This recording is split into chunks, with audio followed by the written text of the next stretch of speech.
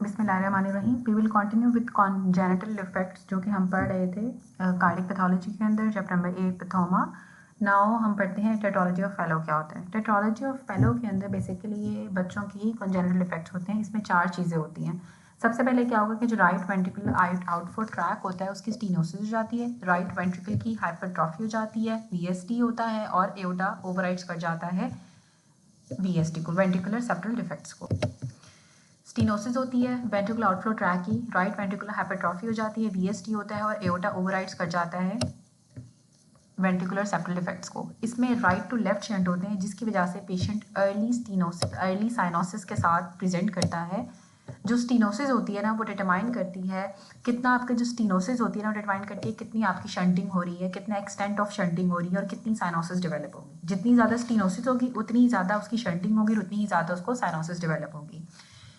Patient को हम कहते हैं learn to squat in response to cyanotic spell. उसे हम स्क्वाटिंग कराते हैं कि वो स्क्वाट करता है, स्क्वाटिंग पोजीशन में पेशेंट को रखते हैं। जब उसको साइनोटिक स्पेल आता है इससे जो आर्टीरियल रेजिस्टेंस होती है वो ज़्यादा हो जाती है और शंटिंग डिक्रीज हो जाती है और ज़्यादा ब्लड्स आपके लंग्स को रीच कर पाता है। पेशेंट को प्रेजेंट करते हैं बूट शेप हार्ट के साथ। जो प्रीवियस वीडियो में मैंने आपको पिक्चर भी दिखाई है जिसमें बूट शेप हार्ट आपको एक्सरे में शो किया हुआ है, वो आप देख सकते हैं, जो कि पार्ट 1 है हमारा कार्डिक पैथोलॉजी का। जो ट्रांसपोजिशन होती है ग्रेट वेसल्स की, इसमें हमें पल्मोनरी आर्टरी अराइज कर रही होती है आपके लेफ्ट वेंट्रिकल से। ट्रांसपोजिशन का मतलब है कि आपकी जो बड़ी वेसल्स है वो ट्रांसपोजिशन हो गई, उनकी जगह जो है वो चेंज हो गई है और एओर्टा आपका राइट वेंट्रिकल से अराइज कर रहा होता है। पल्मोनरी आर्टरी लेफ्ट वेंट्रिकल से और एओर्टा आपका राइट वेंट्रिकल से अराइज करेगा। अब जो एओर्टा आपका राइट वेंट्रिकल से राइज करेगा, पल्मोनरी आर्टरी जब आपके लेफ्ट वेंट्रिकल से राइज करेगी तो जो पूरी सर्कुलेशन है ना वो आपकी डिस्टर्ब हो जाती है। अब पेशेंट जिन मदर्स को डायबिटीज़ होती है उसके अंदर कॉमन होता है और इसमें अर्ली साइनोसिस डेवलप हो जाती है। बच्चे स्टार्ट में ही बिल्कुल नीले हुए होते हैं। पल्मोनरी और सिस्टमिक सर्कुलेशन मिक्स नहीं होती है इसके अंदर, ठीक है, लेकिन मिक्स नहीं होती है लेकिन ऑपोजिट ही रहती है। अब क्या होगा, क्रिएशन ऑफ शंट हो जाता है जिसकी वजह से ब्लड क्रिएशन ऑफ शंट हम करते हैं, ठीक है, जिसमें क्या होगा ब्लड मिक्स हो जाता है बर्थ के बाद, ठीक है, सर्वाइवल के लिए। और जो प्रोस्टाग्लैंडिन्स ई होते हैं उसको हम एडमिनिस्टर करते हैं ताकि हम पेटेंट डक्टस आर्टेरियोसिस को मेंटेन कर सकें, डक्टस आर्टेरियोस को खुला रख सकें जब तक हम डेफिनेटिव सर्जिकल रिपेयर नहीं करते हैं, ठीक है। रिजल्ट्स में हाइपरट्रॉफी हो जाती है राइट वेंट्रिकल की और आपके लेफ्ट वेंट्रिकल की एट्रॉफी हो जाती है, क्योंकि हमने पढ़ा कि नॉर्मली तो लेफ्ट वेंट्रिकल पंप करते हैं, वो स्ट्रॉन्ग होते हैं पूरी बॉडी के अंदर ब्लड को, लेकिन इसमें क्या होता है लेफ्ट वेंट्रिकल काम नहीं कर रहा, ठीक है, क्योंकि एओर्टा आपका राइट वेंट्रिकल से निकल रहा है तो सारा ब्लड जो है ना फिर राइट वेंट्रिकल पंप करेगा और राइट वेंट्रिकल की हाइपरट्रॉफी हो जाती है। उसके बाद आता है ट्रंकस आर्टेरियोसिस। ट्रंकस आर्टेरियोसिस में आपकी एक सिंगल लार्ज वेसल होती है जो कि बोथ वेंट्रिकल से अराइज करी होती है, ठीक है। इसमें क्या होगा कि ट्रंक डिवाइड नहीं कर पाती कि एक ही वेसल आपके दोनों वेंट्रिकल से निकल रही होती है। इसमें भी पेशेंट अर्ली साइनोसिस का प्रेजेंट करते हैं। डीऑक्सीजनेटेड ब्लड जो राइट वेंट्रिकल का होता है वो मिक्स कर जाता है आपके लेफ्ट वेंट्रिकल के ऑक्सीजनेटेड ब्लड के साथ, जब जब कि आपकी पल्मोनरी और एओर्टिक सर्कुलेशन सेपरेट नहीं हुई होती है, ठीक हो गया। ट्राइकस्पिड एट्रेजिया के अंदर आपका जो ट्राइकस्पिड वाल्व का ऑरिफिस होता है वो नहीं डेवलप होता है, जिसकी वजह से राइट वेंट्रिकल जो है वो आपको हाइपोप्लास्टिक हो जाता है। और ये एएसटी के पेशेंट्स के अंदर एट्रियल सेप्टल डिफेक्ट्स वालों के अंदर ट्राइकस्पिड एट्रेजिया अक्सर एसोसिएटेड होता है। इसमें भी राइट टू लेफ्ट शंटिंग होती है और ये इसमें भी अर्ली साइनोसिस होगी। जिसमें राइट टू लेफ्ट शंट कर रहा है ना ब्लड उसमें अर्ली साइनोसिस होगी और जिसमें लेफ्ट टू राइट शंट है उसमें लेट साइनोसिस हो सकती है, बर्थ के बाद साइनोसिस होगी। अर्ली साइनोसिस का मतलब ये है कि जब बच्चा पैदा होगा तभी से ही साइनोस्ड होगा। कोआक्टेशन ऑफ एओर्टा क्या होता है? कोआक्टेशन ऑफ एओर्टा में आपकी कोआक्टेशन का मतलब होता है नैरोइंग। आपका एओर्टा नैरो हो जाता है और ये दो तरह की होती है, एक इन्फेंटाइल होती है, एक इसकी अडल्ट फॉर्म होती है। जो इन्फेंटाइल फॉर्म होती है वो आपकी पीडी के साथ पेटेंट डक्टस आर्टेरियोसिस के साथ एसोसिएटेड होती है। जो कॉक्टेशन होती है ना वो आपकी डिस्टल होती है टू द एओर्टिक आर्च के, ठीक है, बट पीडीए से पहले होती है, ठीक है। कॉक्टेशन जो है ना वो आपके एओर्टिक आर्च के बाद होती है लेकिन आपके पेटेंट डक्टस आर्टेरियोसिस से पहले होती है। इसमें लोअर एक्सट्रीमिटीज़ की साइनोसिस होती है बच्चों के अंदर, एट बर्थ भी हो सकती है और ये टर्नर सिंड्रोम के साथ जो आपका इन्फेंटाइल कॉक्टेशन ऑफ एओर्टा होता है वो एसोसिएटेड होता है। जो अडल्ट फॉर्म होती है वो पीडीए के साथ एसोसिएटेड नहीं होती है और कॉक्टेशन आपकी एओर्टिक आर्च के डिस्टल होती है, ठीक हो गया।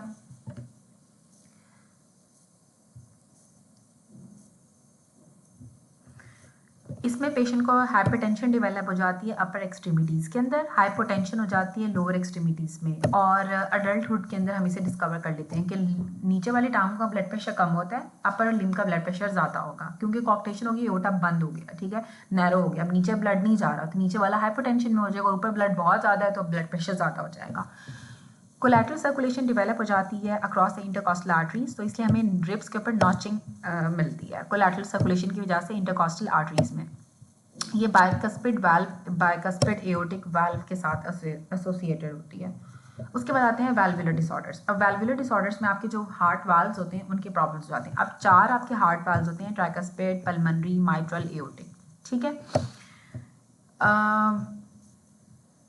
जो कि प्रिवेंट करते हैं बैक फ्लो को, ठीक है। वैल्वुलर लीजन जनरली हमारे पास स्टीनोसिस करा देते हैं, ठीक है, जो आपके वाल्व्स हैं वो स्टीनोज्ड हो गए हैं, बंद हो गए हैं, जिसकी वजह से उनका कैलिबर कम हो जाता है, या फिर उनका बैक फ्लो होता है, रिगर्जिटेशन होती है, या तो वैल्वुलर रिगर्जिटेशन होती है कि ब्लड फ्लो दोबारा से पीछे की तरफ जाना स्टार्ट कर देता है, क्योंकि ना 1 वे होते हैं ये फिर फ्लैप्स क्लोज हो जाते हैं, इनकी 2 वे डायरेक्शनल ब्लड फ्लो नहीं होता है। तो रिगर्जिट अगर बैक फ्लो होगा ब्लड का तो उसे क्या हम कहते हैं कि रिगर्जिटेट हो गया।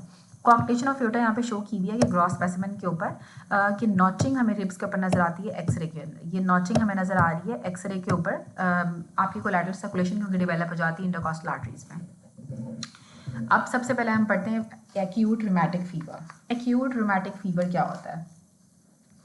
एक्यूट रूमेटिक फीवर जो है ना आपका, इसलिए हम इसे यहाँ पे पढ़ रहे हैं वैल्वुलर डिसऑर्डर्स के अंदर, क्योंकि इसकी वजह से आपके वाल्व्स डैमेज हो जाते हैं।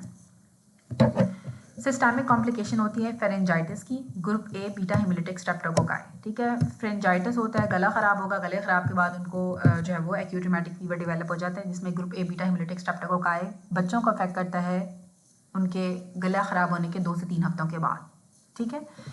अब इसमें क्या होता है कि बैक्टीरियल एम प्रोटीन होती है जो रिजेंबल करती है ह्यूमन टिश्यू के साथ, बैक्टीरियल एम प्रोटीन होती है जो कि रिजेंबल कर रही होती है प्रोटीन्स जो होती हैं ह्यूमन टिश्यूज़ के अंदर। इसमें क्या होती है, मॉलिक्यूल मिमिक्री होती है।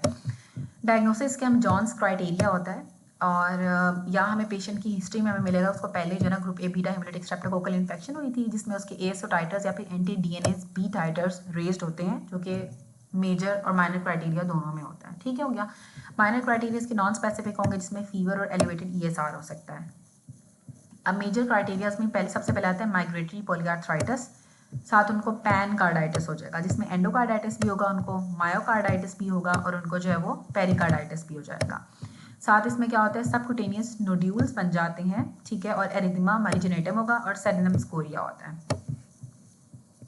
अच्छा, अब इसमें सबसे पहले आता है हमारे पास माइग्रेटरी पॉलीआर्थराइटिस। माइग्रेटरी पॉलीआर्थराइटिस अपने नाम से ही बता रहा है कि ये जो है वो लार्जर जॉइंट्स को इन्वॉल्व करेगा, ठीक है, और ये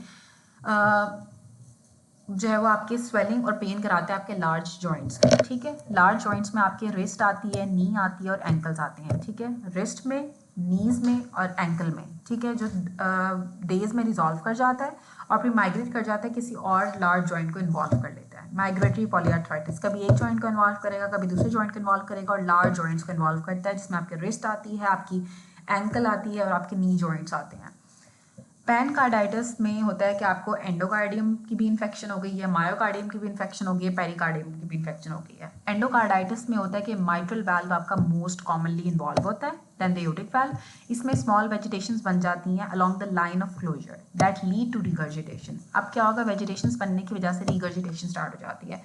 माइट्रल वाल्व सबसे ज़्यादा इन्वॉल्व होता है एंडोकार्डाइटिस के अंदर, और इसके अंदर वेजिटेशंस बन जाती हैं, जिसकी वजह से regurgitation, mitral valve regurgitation develop हो जाती है। ये माइट्रल वाल्व को ज़्यादा इन्वॉल्व करता है as compared to aortic valve जो एंडोकार्डाइटिस होता है। जो मायोकार्डाइटिस होता है इसमें हमें एस्कॉफ बॉडीज मिलती हैं जो कि कैरेक्टराइज्ड होती हैं, इसमें क्रॉनिक इन्फ्लामेशन का फोकाई होता है, जिसे हम कहते हैं एस्कॉफ बॉडीज। रिएक्टिव हिस्टियोसाइट्स हमें मिलते हैं विद स्लेंडर वेवी न्यूक्लियर, इसे हम कहते हैं Anitschkow cells. Giant cell and fibrinoid material मिलता है। मायोकार्डाइटिस मोस्ट कॉमन कॉज होती है ड्यूरिंग एक्यूट फेज। पेरिकार्डाइटिस में फ्रिक्शनल रब और चेस्ट पेन हमें मिलेगा, फ्रिक्शनल रब और चेस्ट पेन हमें मिलता है पेरिकार्डाइटिस में। एंडोकार्डाइटिस में मायोकार्डियल माइट्रल वाल्व की इन्वॉल्वमेंट हो रही थी एज कम ज़्यादा एओर्टिक वाल्व से। मायोकार्डाइटिस के अंदर एस्कॉफ बॉडीज़ मिलती हैं जिसमें क्रॉनिक इन्फ्लामेशन होती है।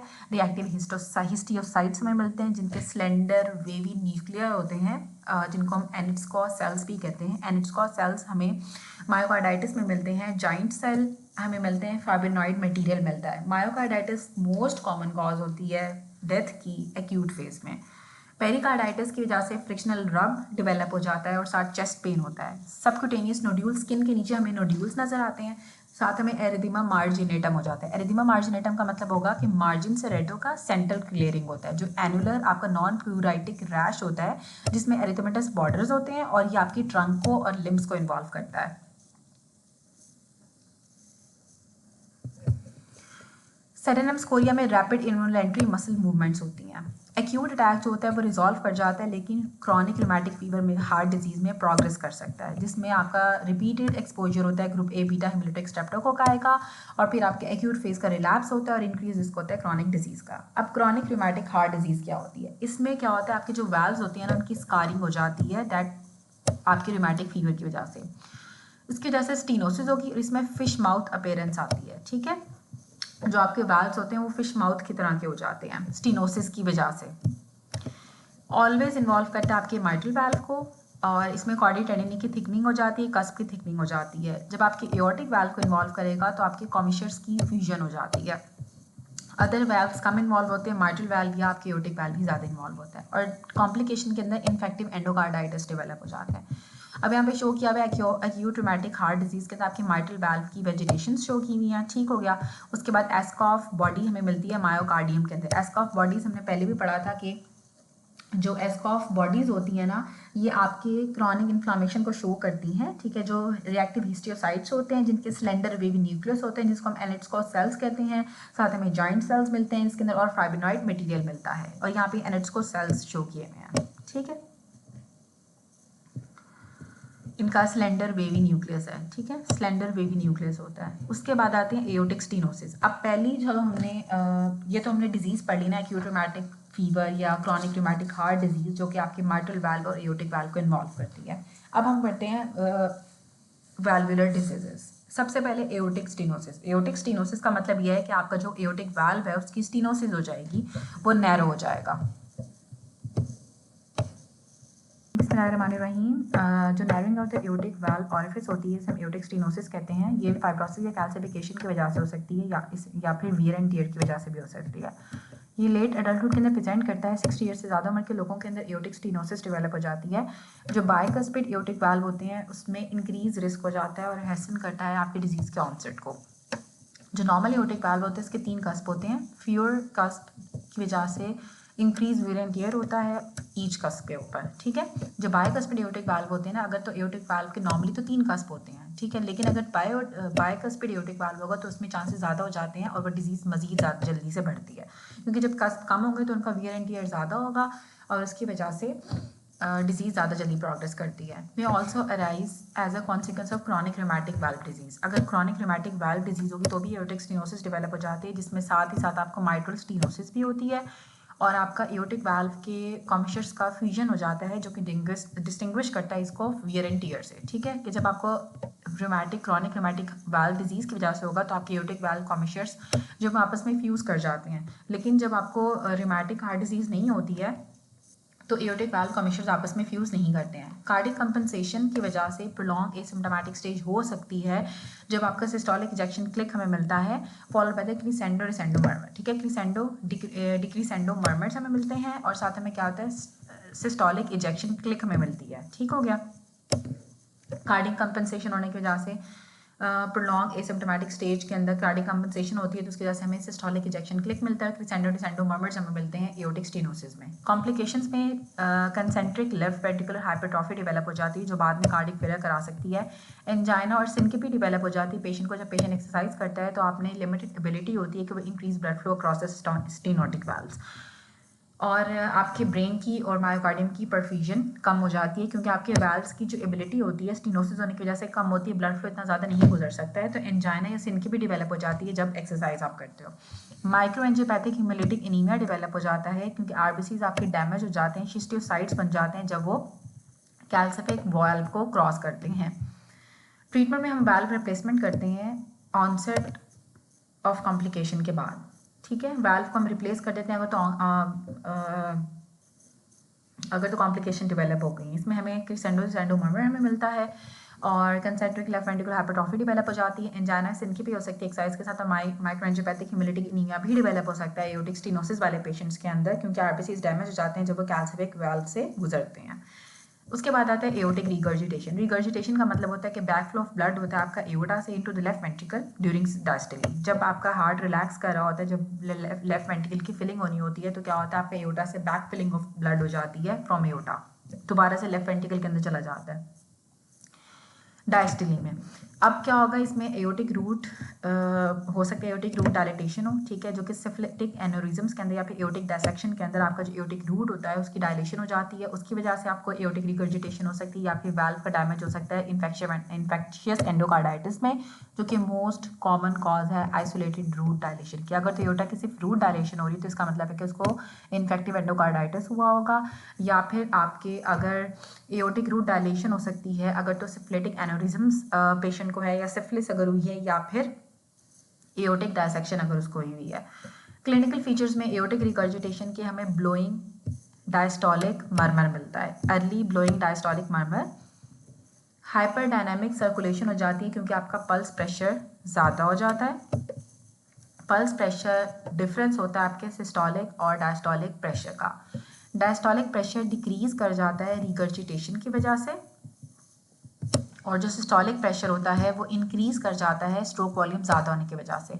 तो जब डायस्टोलिक प्रेशर डिक्रीज करेगा, सिस्टोलिक प्रेशर इंक्रीज करेगा, तो डायस्टोलिक प्रेशर कम होने और सिस्टोलिक प्रेशर ज़्यादा होने की वजह से आपका जो पल्स प्रेशर होता है वो ज़्यादा हो जाता है, क्योंकि systolic minus diastolic is pulse pressure. हमें बाउंडिंग पल्स मिलती है जिसे हम वाटर हैमर पल्स भी कहते हैं, और पल्सेटिंग नेल बेड्स जिनको हम क्विंसी पल्स कहते हैं, कि नेल बेड के पल्सेटाइल नेल बेड्स हो जाते हैं जब आपको एओर्टिक रिगर्जिटेशन होती है। वाटर हैमर पल्स हमें मिलती है और हेड बॉबिंग हमें मिलती है।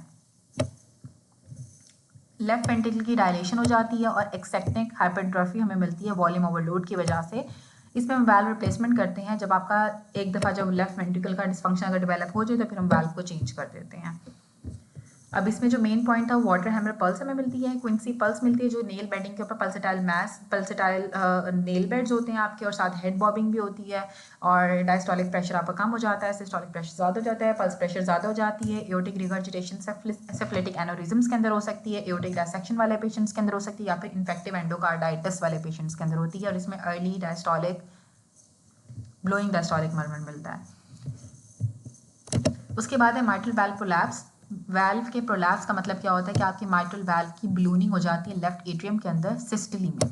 जब सिस्टली होती है तो आप जब हार्ट कॉन्ट्रैक्ट करता है तो आपको माइट्रल वाल्व बलून अप कर जाता है आपके लेफ्ट एट्रियम के, इसका मतलब है कि उसका प्रोलैप्स हो गया। अब यहाँ पे शो किया हुआ है कि फ्यूजन हो रही है आपकी एओर्टिक कॉमिशर्स की आपस में क्रॉनिक रूमेटिक हार्ट डिजीज के अंदर, और एओर्टिक स्टीनोसिस शो की हुई है कि आपका जो स्टीनोज्ड हो गया आपका एओर्टिक वाल्व जो है। अब माइट्रल वाल्व प्रोलैप्स में आपका जो माइट्रल वाल्व होता है इसकी बलूनिंग हो जाती है लेफ्ट एट्रियम ड्यूरिंग सिस्टली में। अब क्यों होती है माइट्रल वाल्व का प्रोलैप्स, कैसे हो सकता है कि जो माइट्रल वाल्व होता है ना due to the myxoid degeneration. Myxoid degeneration क्या होता है, हमारे पास एक ग्राउंड सब्सटेंस की एक्युमुलेशन हो जाती है आपके वाल्व के अंदर, और उसकी वजह से आपका वाल्व फ्लॉपी हो जाता है। उसकी वजह से आपका जो माइट्रल वाल्व जो है वो प्रोलैप्स होना स्टार्ट हो जाता है, कि ग्राउंड सब्सटेंस की या फिर जो माइक्सॉइड डीजनरेशन होती है आपके वाल्व की। अब ये मार्फन सिंड्रोम वाले पेशेंट्स के अंदर हो सकती है, या फिर एलर डेनलोस सिंड्रोम वाले पेशेंट्स के अंदर माइट्रल वाल्व प्रोलैप्स हो सकता है, क्योंकि उनके अंदर ग्राउंड सब्सटेंस की एक्युमुलेशन हो जाती है वाल्व में, जिसे हम माइक्सॉइड डीजनरेशन भी कहते हैं। हमें इसमें इंसिडेंटल मिड सिस्टोलिक क्लिक मिलती है, साथ हमें रिगर्जिटेशन मर्मर मिलता है, और पेशेंट्स यूजुअली एसिम्प्टोमेटिक होते हैं। जब पेशेंट स्क्वाटिंग करता है तो उसकी जो सिस्टमिक रेजिस्टेंस होती है वो ज़्यादा हो जाती है, स्क्वाटिंग के साथ जो आपका मर्मर होता है वो लाउडर हो जाता है। कॉम्प्लिकेशंस इसकी बहुत कम होती हैं, जिसमें इन्फेक्टिव एंडोकार्डाइटिस हो सकता है माइट्रल वाल्व प्रोलैप्स के अंदर, एरिथमियाज हो सकते हैं, या फिर सिवियर हो सकती है माइट्रल वाल्व रिगर्जिटेशन। ट्रीटमेंट में हम माइट्रल वाल्व रिप्लेसमेंट कर देते हैं। अब माइट्रल रिगर्जिटेशन क्या होती है? माइट्रल रिगर्जिटेशन का मतलब यही है कि आपका जो रिफ्लक्स होता है ब्लड का लेफ्ट वेंट्रिकल से आपके लेफ्ट एट्रियम के अंदर जब सिस्टली होती है, ये माइट्रल वाल्व प्रोलैप्स की ही कॉम्प्लिकेशन होती है, जिसमें आपका माइट्रल वाल्व की रिगर्जिटेशन हो जाती है, या फिर अगर आपका लेफ्ट वेंट्रिकल की डायलेशन हो गई है, लेफ्ट साइडेड कार्डिक फेलियर के अंदर, इन्फेक्टिव एंडोकार्डाइटिस में, एक्यूट रूमेटिक हार्ट डिजीज में, या अगर आपके पेपिलरी मसल का रप्चर हो गया मायोकार्डियल इंफार्क्शन के बाद, तो उसमें माइट्रल रिगर्जिटेशन हो जाती है। हमें होलोसिस्टोलिक ब्लोइंग मर्मर मिलता है जो कि लाउडर हो जाता है स्क्वाटिंग पोजीशन में और एक्सपायरेशन पे लाउडर हो जाता है क्योंकि आपका लेफ्ट एट्रियम पे रिटर्न इंक्रीज कर जाता है। अब पेशेंट को वॉल्यूम ओवरलोड वाले सिम्टम्स आएंगे और left sided heart failure develop हो जाता है जब माइट्रल रिगर्जिटेशन होती है। माइट्रल रिगर्जिटेशन में पेशेंट को हार्ट फेलियर डेवलप हो सकता है और हार्ट फेलियर की वजह से भी माइट्रल रिगर्जिटेशन हो सकती है। और इसमें जो आपका ब्लड होता है वो लेफ्ट वेंट्रिकल से दोबारा से लेफ्ट एट्रियम में जा रहा होता है। ये ज़्यादातर माइट्रल वाल्व प्रोलैप्स की ही कॉम्प्लिकेशन होती है। इन्फेक्टिव एंडोकार्डाइटिस डेवलप हो सकता है, एक्यूट रूमेटिक हार्ट डिजीज हो सकती है या फिर पैपिलरी मसल का रप्चर हो सकता है। अब माइट्रल स्टीनोसिस जो होती है ना, इसमें माइट्रल वाल्व ऑरिफिस की नैरोइंग हो जाती है। ये क्रॉनिक रूमेटिक वाल्वुलर डिजीज़ के अंदर, क्रॉनिक रूमेटिक हार्ट डिजीज़ के अंदर आपका माइट्रल वाल्व की स्टीनोसिस हो जाती है। इसमें हमें ओपनिंग स्नैप मिलती है और साथ हमें डायस्टोलिक रंबल मिलता है। वॉल्यूम ओवरलोड की वजह से आपके लेफ्ट एट्रियम की डायलेशन हो जाती है जिसकी वजह से पल्मोनरी कंजेशन, एदीमा और एल्वुलर हेमरेज हमें मिलता है। पल्मोनरी हाइपरटेंशन अल्टीमेटली डेवलप हो जाती है, राइट साइडेड हार्ट फेलियर हो जाता है माइट्रल स्टीनोसिस में और एट्रियल फिब्रिलेशन हो जाती है जब आपके और साथ आपके म्यूरल थ्रोम्बाई भी बन सकते हैं। उसके बाद हम पढ़ते हैं एंडोकार्डाइटिस। अब एंडोकार्डाइटिस क्या होता है? एंडोकार्डाइटिस में बेसिकली आपके एंडोकार्डियम की इन्फ्लामेशन हो जाती है जो कि आपकी कार्डिक वाल्व्स को लाइन कर रही होती है एंडोकार्डियम, और ज़्यादातर ये बैक्टीरियल इन्फेक्शन होती है। एंडोकार्डियम की इन्फ्लामेशन हो जाती है, बैक्टीरियल इन्फेक्शन की वजह से होती है। स्ट्रेप्टोकोकस विरिडेंस आपका मोस्ट कॉमन होता है, लो विरुलेंस ऑर्गेनिज्म होता है और ये प्रीवियसली डैमेज वेसल वाल्व्स को, जिनको क्रॉनिक रूमेटिक हार्ट डिजीज वगैरह हुई होती है, उनको इफेक्ट करता है। या फिर अगर माइट्रल वाल्व प्रोलैप्स हुआ है तो फिर ये इफेक्ट करता है। इसकी वजह से स्मॉल वेजिटेशंस बन जाती हैं एंडोकार्डाइटिस के अंदर जो कि डिस्ट्रॉय नहीं करती हैं वाल्व को, इसे हम कहते हैं सब एक्यूट एंडोकार्डाइटिस। ठीक है, जो स्ट्रेप्टोकोकस विरिडेंस था उसकी वजह से सब एक्यूट एंडोकार्डाइटिस होता है कि इसमें स्मॉल वेजिटेशंस बनती हैं जो कि आपकी वाल्व को डिस्ट्रॉय तो नहीं करती हैं। ये लो विरुलेंस ऑर्गेनिज्म होता है जो कि पहले से ही जो आपके डैमेज्ड वाल्व्स होते हैं उनको अफेक्ट करता है। जैसे कि अगर क्रॉनिक रूमेटिक हार्ट डिजीज वाला पेशेंट है या अगर माइट्रल वाल्व प्रोलैप्स वाला पेशेंट है। अब जो डैमेज एंडोकार्डियल सरफेस होती है ना, वहाँ पे थ्रोम्बोटिक वेजिटेशंस बन जाती हैं प्लेटलेट्स और फिब्रिन की। ट्रांसिएंट बैक्टीरिया हो जाता है जिसकी वजह से बैक्टीरिया ट्रैप होना स्टार्ट हो जाता है उन वेजिटेशंस के अंदर। प्रोफाइलैक्टिक एंटीबायोटिक्स डिक्रीज कर देती हैं रिस्क ऑफ एंडोकार्डाइटिस का। अब स्टैफ ऑरियस आपकी मोस्ट कॉमन कॉज होती है अगर जो आईवी ड्रग यूजर्स के अंदर के उनको एंडोकार्डाइटिस डेवलप हो जाएगा। ये हाई विरुलेंस ऑर्गेनिज्म होता है जो कि इन्फेक्ट करता है नॉर्मल वाल्व्स को भी। ठीक है, मोस्ट कॉमनली ट्राइकस्पिड वाल्व को इन्वॉल्व करता है, इसमें वेजिटेशन लार्ज होती हैं और आपके वाल्व को डिस्ट्रॉय कर देती है। ये एक्यूट एंडोकार्डाइटिस कराता है। जो स्ट्रेप्टोकोकस विरिडेंस था ना, वो आपका एक्यूट एंडोकार्डाइटिस नहीं करा रहा था, वो सब एक्यूट एंडोकार्डाइटिस करा रहा था। स्मॉल वेजिटेशंस बन रही थी जो पूरे वाल्व को डिस्ट्रॉय नहीं कर रही थी। लेकिन जो आपका स्टैफ ऑरियस है ये आपके पूरे वाल्व्स को डिस्ट्रॉय कर देता है और इसमें वेजिटेशन भी लार्ज होती हैं। जो स्टैफिलोकोकस एपिडर्मिस होता है वो आपका एंडोकार्डाइटिस कराता है प्रोस्थेटिक वाल्व्स का। अगर आपकी वाल्व रिप्लेसमेंट करा दी, आपने प्रोस्थेटिक हार्ट वाल्व्स लगवाए हुए हैं तो उसमें स्टैफिलोकोकस एपिडर्मिस आपको कराता है। जो ये स्टैफिलोकोकस है, staphylococcus aureus, staphylococcus epidermis and ये स्ट्रेप्टोकोकस था। ठीक है, स्ट्रेप्टोकोकस विरिडेंस है, ठीक है, और ये स्टैफिलो है और ये भी स्टैफिलो है, याद रखना है। ठीक है, ये भी स्टैफिलो है, ऑरियस है और ये भी स्टैफिलो है। अब जो स्ट्रेप्टोकोकस बोविस है वो एंडोकार्डाइटिस कराता है उन पेशेंट्स के अंदर जिनको कोलोरेक्टल कार्सिनोमा होता है। कोलोरेक्टल कार्सिनोमा वाले पेशेंट्स के अंदर स्ट्रेप्टोकोकस बोविस कराता है। हेस्टिक ग्रुप आता है ऑर्गेनिजम्स का जिसमें आपके हिमोफिलस आता है, एक्टिनोबैसिलस आता है, कार्डियोबैक्टीरियम आता है, इकिनेला, किंगेला। ये आपके एंडोकार्डाइटिस कराते हैं नेगेटिव ब्लड कल्चर्स के साथ। ब्लड कल्चर आपका नेगेटिव होगा लेकिन स्टिल एंडोकार्डाइटिस कराते हैं हेस्टिक ग्रुप जिसमें हिमोफिलस आता है, एक्टिनोबैसिलस आता है, कार्डियोबैक्टीरियम आता है, इकिनेला, किंगेला। ये नेगेटिव ब्लड कल्चर के साथ एंडोकार्डाइटिस कराते हैं। एंडोकार्डाइटिस जब बैक्टीरियल एंडोकार्डाइटिस होता है इसके फीचर्स में बुखार हो जाता है, बैक्टीरिया की वजह से मरमर हमें मिलते हैं क्योंकि वेजिटेशन हो जाती हैं हार्ट के ऊपर। जेनवे लीजन्स मिलते हैं। जेनवे लीजन्स का मतलब होता है कि उनकी पाम्स पे और उनकी सोल्स के ऊपर ना रेड कलर के नॉन टेंडर लीजन्स बन जाते हैं। ऑजलर्स नोड्स मिलते हैं। ऑजलर्स नोड्स का मतलब होता है कि उनकी जो टोज और फिंगर्स होती हैं वो टेंडर हो जाती हैं। स्प्लिंटर हेमरेजेस हमें नेल बेड्स के ऊपर मिलते हैं क्योंकि आपके जो सेप्टिक वेजिटेशन की एम्बुलाइजेशन हो जाती है सेप्टिक वेजिटेशंस की। और anaemia of the chronic disease develop हो जाते हैं, एनीमिया भी हो जाएगा, फीवर हो जाएगा, मर्मर हो जाएगा, जेनवे लीजन्स हमें मिलते हैं, साथ उनको एनीमिया डेवलप हो जाता है क्रॉनिक डिजीज का। उसके बाद आते हैं लेबोरेटरी फाइंडिंग्स। ब्लड कल्चर आपका पॉजिटिव आता है, लेकिन हेसिक ग्रुप के अंदर आपका ब्लड कल्चर नेगेटिव आता है। एनीमिया और क्रॉनिक डिजीज में हीमोग्लोबिन कम, एमसीवी कम हो गया, फेरेटिन ज़्यादा हो जाता है, टोटल आयरन बाइंडिंग कैपेसिटी कम हो जाती है, सीरम आयरन कम होता है और सीरम सैचुरेशन भी कम हो जाती है। ठीक है, क्रॉनिक डिजीज में जब एनीमिया और क्रॉनिक डिजीज होता है इसमें एचपी भी कम होगा, मीन कार्पस्कुलर वॉल्यूम भी कम होगा, सीरम फेरेटिन तो ज़्यादा होगा लेकिन टोटल आयरन बाइंडिंग कैपेसिटी भी कम हो जाती है, सीरम आयरन भी कम हो जाता है और परसेंटेज सैचुरेशन भी कम हो जाती है। जो ट्रांस इसोफेजियल एकोकार्डियोग्राम जो हम कराते हैं ना, एको कराते हैं, ट्रांस इसोफेजियल एको कराते हैं ताकि हम लीजन्स को डिटेक्ट कर सकें वैल्व्स के ऊपर। और जो नॉन बैक्टीरियल थ्रोम्बोटिक एंडोकार्डाइटिस होता है वो स्टीराइल वेजिटेशंस की वजह से होता है, जो कि हाइपरकोगुलेबल स्टेट के अंदर डेवलप हो सकती हैं या फिर एडिनोकार्सिनोमा वाले पेशेंट्स के अंदर डेवलप हो सकती हैं। वेजिटेबल्स जो होते हैं आपके माइट्रल वाल्व के ऊपर होती हैं, along the line of closure होती हैं और इसमें माइट्रल रिगर्जिटेशन डेवलप हो जाती है। एक होता है लिपमैन सैक्स एंडोकार्डाइटिस जो हमने एसएलई में भी पढ़ा था पिछले वीडियोस में, जिसमें स्टीराइल वेजिटेशंस ही होती हैं जो कि एसएलई के साथ एसोसिएटेड होती हैं। वेजिटेशंस आपकी सर्फेस के ऊपर प्रेजेंट होती हैं और under surface of the mitral valve पे होंगी और ये हमारे पास माइट्रल रिगर्जिटेशन कराती हैं। ठीक है, जो नॉन बैक्टीरियल थ्रोम्बोटिक एंडोकार्डाइटिस है वो भी स्टीराइल वेजिटेशन है, हाइपरकोगुलेबल स्टेट के अंदर डेवलप हो जाती हैं, एडिनोकार्सिनोमा के अंदर डेवलप हो सकती हैं, माइट्रल वाल्व और माइट्रल वाल्व की रिगर्जिटेशन कराती हैं। इसी तरह से जो लिपमैन सैक्स एंडोकार्डाइटिस है वो भी स्टीराइल वेजिटेशंस हैं जो एसएलई में होती हैं और माइट्रल वाल्व की रिगर्जिटेशन कराती हैं। उसके बाद आती है हमारे पास कार्डियोमायोपैथी। अब जो कार्डियोमायोपैथी होती है ना, इसमें group of myocardial diseases that result in cardiac dysfunction. ठीक है, अब ऐसी मायोकार्डियम की डिजीजेस जो आपकी कार्डिक डिसफंक्शन करा देंगे।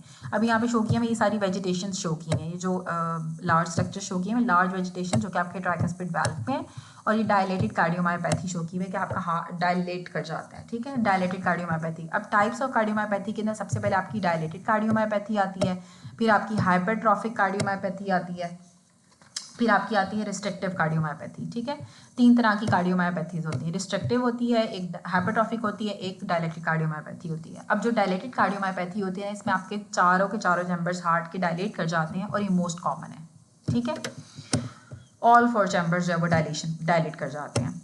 इसमें क्या होगा, सिस्टोलिक डिस्फंक्शन हो जाता है, वेंट्रिकल्स पंप नहीं कर पाते हैं और इसकी वजह से biventricular congestive heart failure होता है। ठीक है, एक हमने पढ़ा left sided heart failure, right sided heart failure. ठीक है, left sided heart failure left ventricle को शो कर रहा था, right sided heart failure right ventricle को शो कर रहा था, लेकिन जो बाय वेंट्रिकुलर हार्ट फेलियर होता है ना वो आपके दोनों हार्ट्स को शो करता है। ठीक है, तो इसमें बाय वेंट्रिकुलर हार्ट फेलियर होता है, आपके चारों के चारों चैम्बर्स की डायलेशन हो जाती है, माइट्रल और ट्राइकस्पिड वाल्व की रिगर्जिटेशन होती है और साथ आपको एरिथमियाज डेवलप हो जाते हैं। ज़्यादातर ये आइडियोपैथिक होती है, जेनेटिक म्यूटेशंस की वजह से हो सकती है, ऑटोसोमल डोमिनेंट होती है जो डायलेटेड कार्डियोमायोपैथी होती है, मायोकार्डाइटिस में हो सकती है जिसमें कॉक्सेकी ए एंड कॉक्सेकी बी वायरसेस की वजह से हो सकती है, जिसमें लिम्फोसिटिक इन्फिल्ट्रेट्स में मिलते हैं मायोकार्डियम के अंदर, और पेशेंट को चेस्ट पेन होगा, एरिथमिया होगा, सडन डेथ और हार्ट फेलियर भी हो सकता है। और डायलेटेड कार्डियोमायोपैथी इसकी लेट कॉम्प्लिकेशन हो सकती है, myocarditis leading to dilated cardiomyopathy हो सकती है। ठीक है, और इसमें कॉक्सेकी ए कॉक्सेकी बी वायरस होता है। अल्कोहल की वजह से डायलेटेड कार्डियोमायोपैथी हो जाती है।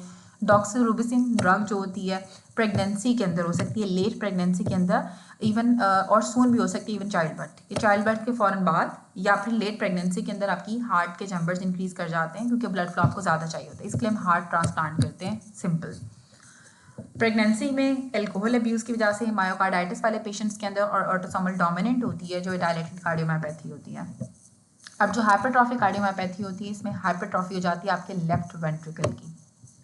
यूजुअली इसमें जेनेटिक म्यूटेशंस आते हैं आपकी सार्कोमेयर प्रोटीन्स के अंदर, मोस्ट कॉमन फॉर्म होती है ऑटोसोमल डोमिनेंट, और जेनेटिक म्यूटेशंस आती हैं आपकी सार्कोमेयर प्रोटीन्स के अंदर, आपके लेफ्ट वेंट्रिकल की मैसिव हाइपरट्रॉफी हो जाती है, कार्डिक आउटपुट आपका डिक्रीज कर जाएगा, लेफ्ट वेंट्रिकल की हाइपरट्रॉफी होगी तो डायस्टोलिक डिसफंक्शन डेवलप हो जाते हैं, वेंट्रिकल्स फिल नहीं कर पाते हैं क्योंकि अब वेंट्रिकल इतना मोटा हो गया है, ठीक है, उसका ल्यूमेन कम हो गया है, ठीक है, वॉल्स इतनी मोटी हो गई हैं, हाइपरट्रॉफी होगी उसके मसल की, तो पूरा फिल नहीं कर पाएगा तो डायस्टोलिक डिसफंक्शन डेवलप हो जाएगा। और जो डायलेटेड कार्डियोमायोपैथी थी इसके अंदर सिस्टोलिक डिसफंक्शन हो रहा था क्योंकि वेंट्रिकल्स इतने डायलेट कर जाते हैं कि वो पंप ही नहीं कर पाते। सडन डेथ हो सकती है इसमें भी वेंट्रिकुलर एरिथमियाज की वजह से। Hypertrophic cardiomyopathy most common cause होती है यंग एथलीट्स के अंदर, ठीक है, यंग एथलीट्स के अंदर अगर अचानक से डेथ हो गई है तो हाइपरट्रॉफिक कार्डियोमायोपैथी की वजह से होती है। सिनकिपी विद एक्सरसाइज, ठीक है, क्या जब वो थोड़ी सी एक्सरसाइज करते हैं तो उनको चक्कर आना शुरू हो जाते हैं, ठीक है, सब एओटिक हाइपरट्रॉफी होती है वेंट्रिकुलर सेप्टम्स की जिसकी वजह से फंक्शनल एओटिक स्टेनोसिस हो जाती है। और इसकी बायोप्सी के ऊपर हमें myofibre hypertrophy with this array मिलते हैं। सब aortic hypertrophy of ventricular septum हो जाती है, जिसकी वजह से आपके फंक्शनल एओटिक स्टेनोसिस हो जाती है। जब एक्सरसाइज करते हैं तो वो बेहोश हो जाते हैं, जिनको हाइपरट्रॉफिक कार्डियोमायोपैथी होती है। और अगर यंग एथलीट है, उसकी अचानक से डेथ हो गई है, तो उसकी मोस्ट इंपॉर्टेंट कॉज जो होती है वो हाइपरट्रॉफिक कार्डियोमायोपैथी होती है और वेंट्रिकुलर एरिथमियास की वजह से बेसिकली डेथ होती है। रिस्ट्रिक्टिव कार्डियोमायोपैथी के अंदर डिक्रीज कंप्लाइंस हो जाती है आपकी वेंट्रिकुलर एंडोमायोकार्डियम की, जिसकी वजह से आपकी फिलिंग नहीं हो पाती है ड्यूरिंग डायस्टोली। ठीक है, अब कंप्लाइंस उसकी डिक्रीज कर गई है। अब जो रिस्ट्रिक्टिव कार्डियोमायोपैथी होती है, इसमें कंप्लाइंस डिक्रीज कर जाती है वेंट्रिकुलर एंडोमायोकार्डियम की, क्योंकि वो रिस्ट्रिक्ट कर रही होती है फिलिंग को डायस्टोली में। रिस्ट्रिक्टिव कार्डियोमायोपैथी एमेलॉइडोसिस के अंदर हो जाती है, सार्कोइडोसिस के अंदर होती है, हीमोक्रोमेटोसिस के अंदर होती है और एंडोकार्डियल फाइब्रोइलास्टोसिस के अंदर होती है बच्चों में। लॉफलर सिंड्रोम होता है जिसमें एंडोमायोकार्डियल फाइब्रोसिस डेवलप हो जाती है और साथ में इओसिनोफिलिक इन्फिल्ट्रेट मिलता है और इओसिनोफिलिया मिलता है। पेशेंट प्रेजेंट करता है एज कंजेस्टिव हार्ट फेलियर के साथ हमें लो वोल्टेज ECG के ऊपर हमें QRS कॉम्प्लेक्सेस मिलते हैं। ठीक है, जो आपको QRS एम्पलीट्यूड होता है वो डिमिनिश हो जाता है। कंजेस्टिव हार्ट फेलियर के साथ पेशेंट प्रेजेंट करता है। पेशेंट को एमेलॉइडोसिस के अंदर रिस्ट्रिक्टिव कार्डियोमायोपैथी हो जाती है, सार्कोइडोसिस में, हीमोक्रोमेटोसिस के अंदर, एंडोकार्डियल फाइब्रोइलास्टोसिस के अंदर जो कि बच्चों के अंदर होती है, और लॉफलर सिंड्रोम के अंदर एंडोकार्डियम में भी और मायोकार्डियम में भी फाइब्रोसिस हो जाती है और साथ में इओसिनोफिलिक इन्फिल्ट्रेट्स मिलते हैं और इओसिनोफिलिया भी हो जाता है। उसके बाद अब यहाँ पे शो किया हुआ है कि मायोकार्डाइटिस हुआ हुआ है, मायोफिब्रल डिसएरिया हो जाता है हाइपरट्रॉफिक कार्डियोमायोपैथी के अंदर, और एंडोकार्डियल फाइब्रोलास्टोसिस शो की हुई है जो बच्चों के अंदर होती है। ठीक है, फाइब्रोलास्टोसिस डेवलप हो जाते हैं, फाइबर्स और इलास्टिक टिश्यू आपका आ जाता है एंडोकार्डियल और मायोकार्डियम के अंदर। उसके बाद कार्डिक ट्यूमर्स आते हैं। जो कार्डिक ट्यूमर्स होते हैं वो 3 तरह के होते हैं, एक माइक्सोमा होता है, एक रेब्डोमायोमा होता है और एक होता है मेटास्टेसिस। अब मैक्सोमा में बिनाइन मेसेनकाइमल ट्यूमर होता है जिसमें जिलेटिनस की अपीयरेंस होती है और ग्राउंड सब्सटेंस हिस्टोलॉजी के ऊपर में ज़्यादा मिलता है। ये most common primary cardiac tumour होता है जो एडल्ट्स के अंदर होता है। यूजुअली पेडंकुलेटेड हमें मैस मिलता है लेफ्ट एट्रियम के अंदर और इसकी वजह से सिनके डेवलप हो जाती है ड्यू टू क्योंकि ऑब्स्ट्रक्शन हो रही होती है आपके माइट्रल वाल्व की। मेसेनकाइमल ट्यूमर होता है क्योंकि मैक्सोमा नाम से ही शो कर रहा है मेसेनकाइमल ट्यूमर है, नाम से ही शो कर रहा है कि मेसेनकाइमल ट्यूमर है। मोस्ट कॉमन कार्डिक ट्यूमर होता है एडल्ट्स के अंदर।